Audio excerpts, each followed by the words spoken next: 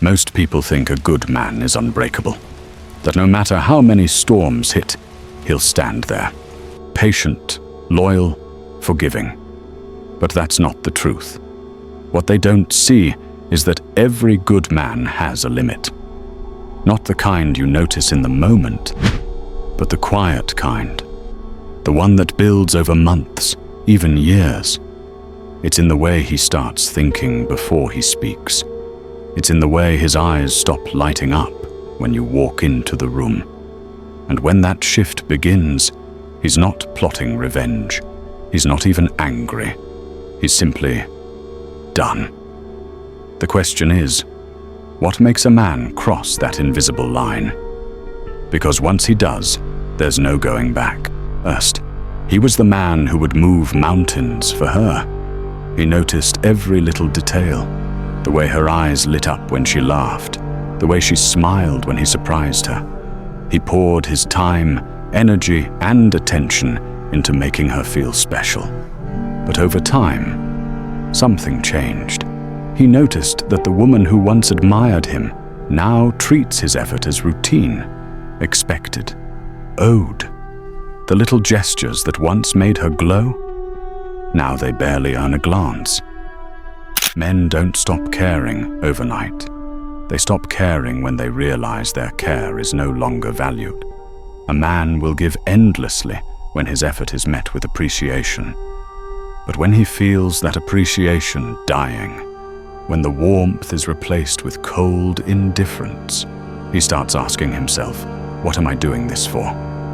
This is the first crack. And if it's not addressed, that crack grows until the man she once knew is gone. At first, he might still go through the motions, sending the good morning text, picking her up after work, listening to her problems. But inside, that spark that made him want to do those things starts to fade. And here's the part many women miss. Once a man begins doing things out of obligation instead of genuine desire, the relationship is already on borrowed time. You can't force a man's heart to care the same way it once did. He starts holding back the compliments, not out of spite, but because he no longer feels inspired to give them. He becomes quieter, more guarded. Not angry, just absent. Once a man emotionally withdraws, the dynamic changes in ways that are almost impossible to reverse. He's no longer the man texting her random thinking of you messages. He's no longer noticing the little things she does, not because he's blind to them, but because he's stopped looking for reasons to invest. He becomes unpredictable.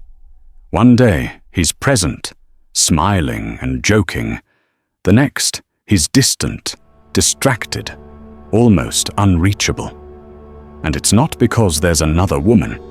It's because he's already building a life where she's no longer at the center of it. Women sometimes confuse this with immaturity or a sudden personality change. But for men, it's rarely sudden.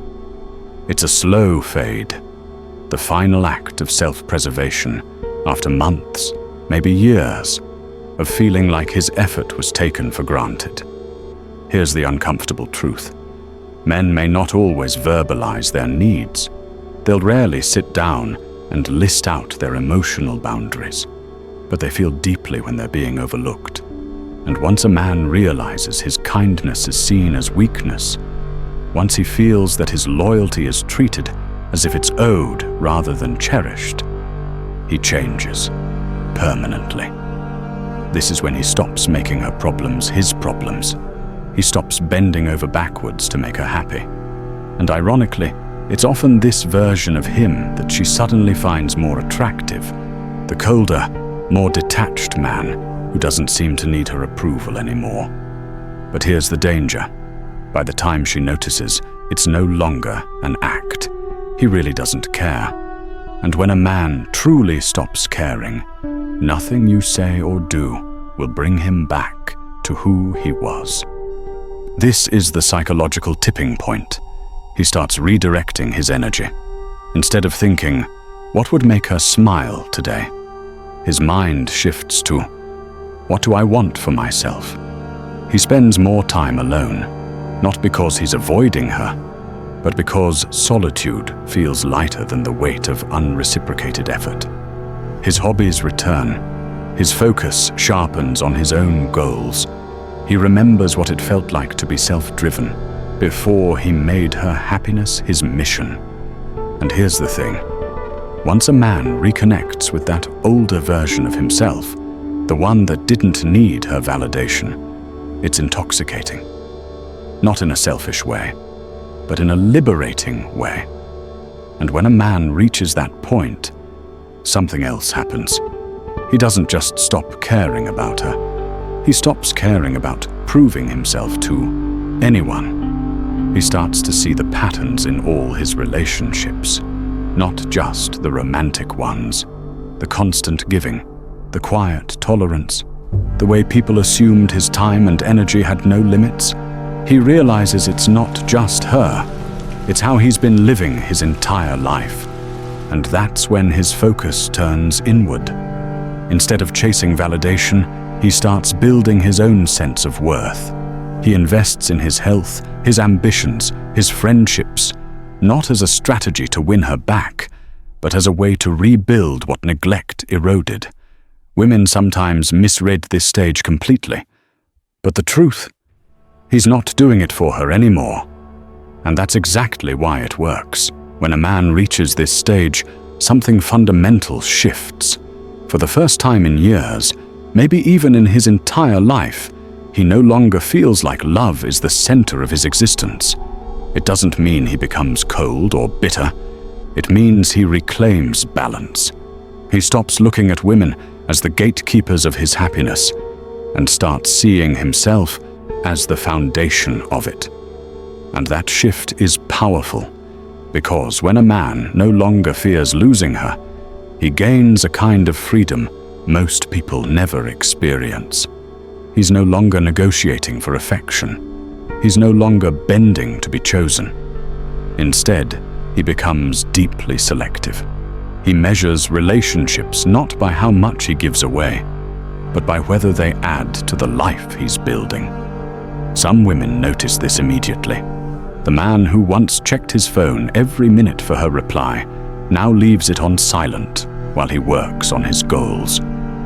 The man who once argued to prove his worth now walks away from conflict because his peace is worth more than being understood. He finally sees how much of his life was wasted on performance. The constant, "Am I enough?" running in the back of his mind. The invisible scoreboard he thought women, friends, even society were keeping. Suddenly, that scoreboard doesn't matter anymore. That question changes everything.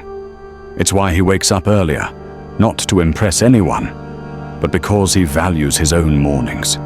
It's why he says no more often, not to punish others, but because his time is no longer up for auction.